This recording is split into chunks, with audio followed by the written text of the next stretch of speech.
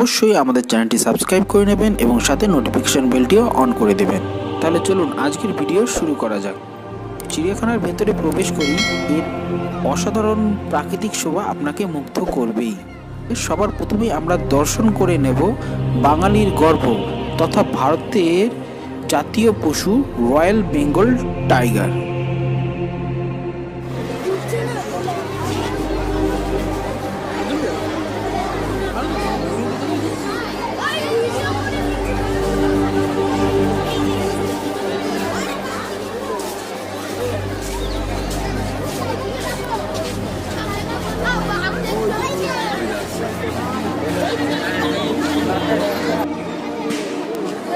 যতই দেখবেন আপনার মন ভরবে না এই বাঘের রাজা রয়্যাল বেঙ্গল টাইগারকে।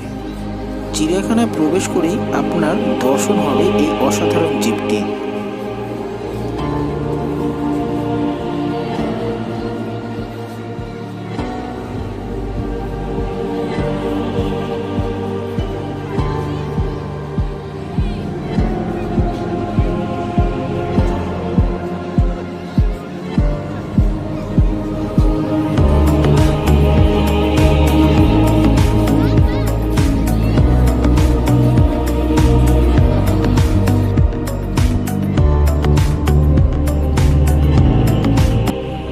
এরপরে আমরা দেখে নেব ক্রোকোডাইল অর্থাৎ কুমির এই শীতের মরশুমে কি করছে। দেখুন তো খুঁজে পাচ্ছেন কিনা কোথায় আছে আমাদের কুমির বাবাজি।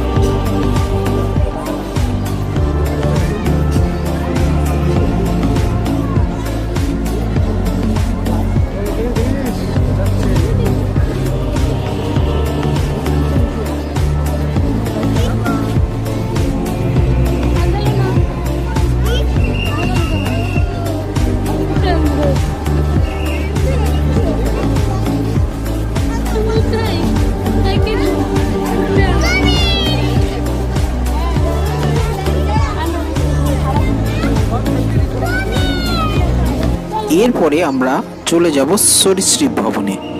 এই সরীসৃপ ভবন বা রেপটাইল হাউসে আপনি বিভিন্ন প্রজাতির সাপ ছাড়াও একাধিক সরীসৃপ প্রজাতি পেয়ে যাবেন।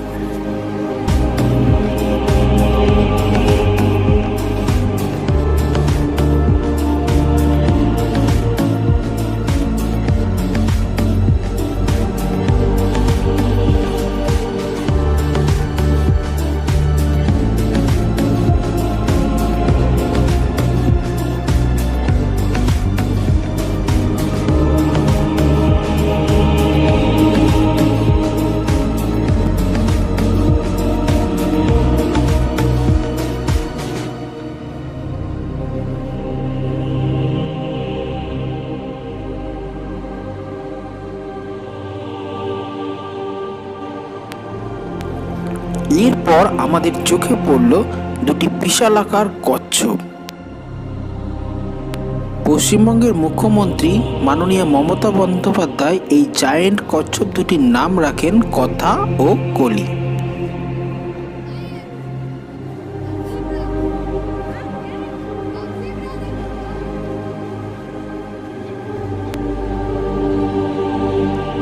এরপরে আমরা দেখলাম ক্যাঙ্গারু শীতের রোদ গায়ে মেখে বিশ্রাম নিচ্ছে।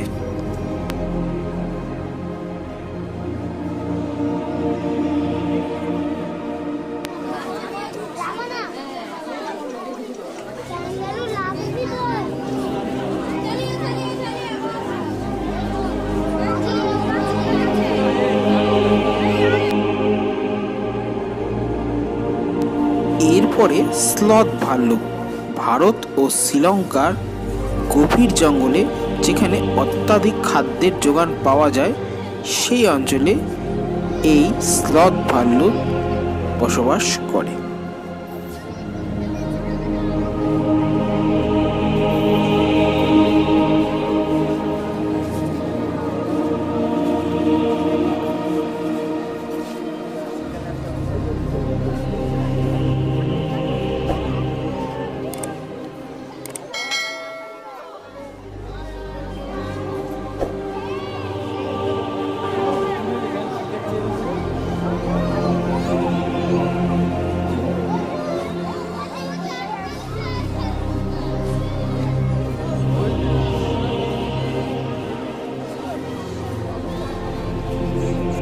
এরপরে জেব্রা মনের আনন্দে খেলা করছে।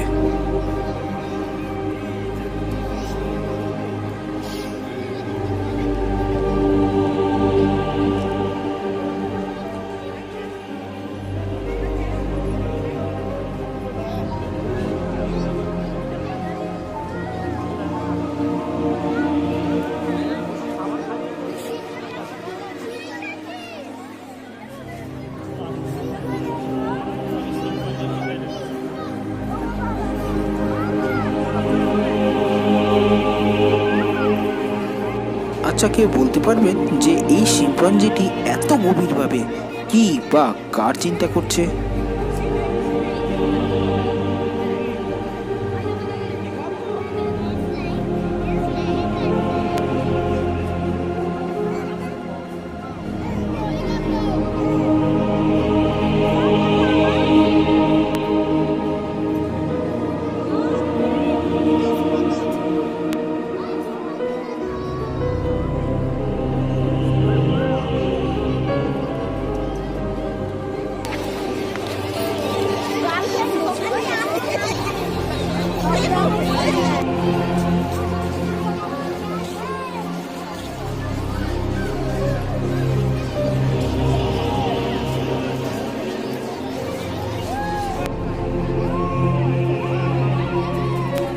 এবার জঙ্গলের রাজা সিংহকে দেখার পালা।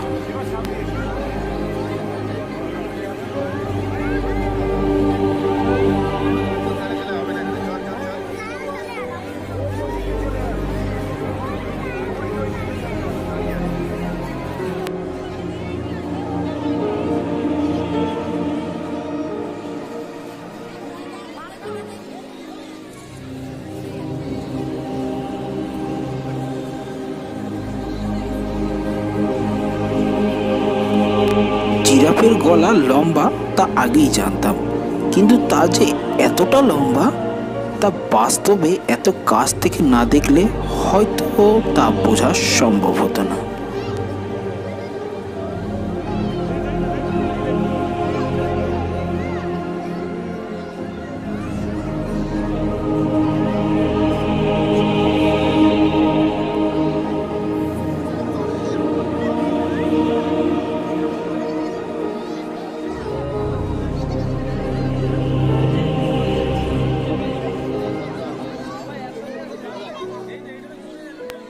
এরপরে জঙ্গলের সৃষ্টিকর্তা, আমাদের সকলের প্রিয় হাতি।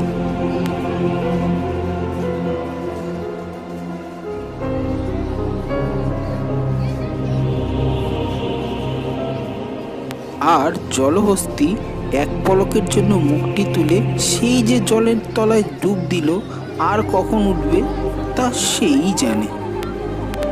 এরপরে এমু পাখি। সাধারণত অস্ট্রেলিয়ায় এই পাখি দেখতে পাওয়া যায়। এই পাখি উড়তে পারে না, তবে কিছুক্ষণের জন্য ঘন্টায় 50 কিলোমিটার বেগে দৌড়াতে সক্ষম।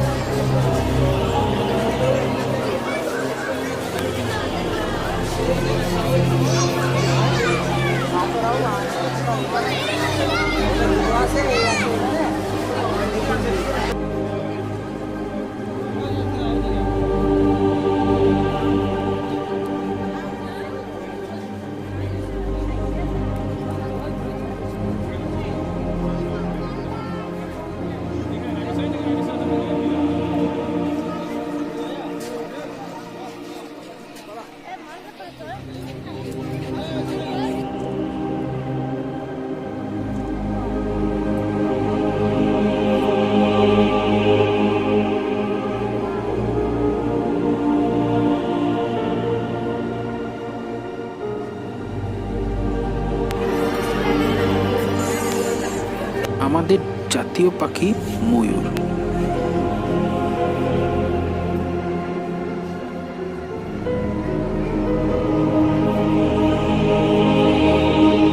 এভাবে দেখতে দেখতে কিভাবে যে সারাদিন কেটে গেল তার টেরই পাওয়া গেল না। এবার ফেরার পালা।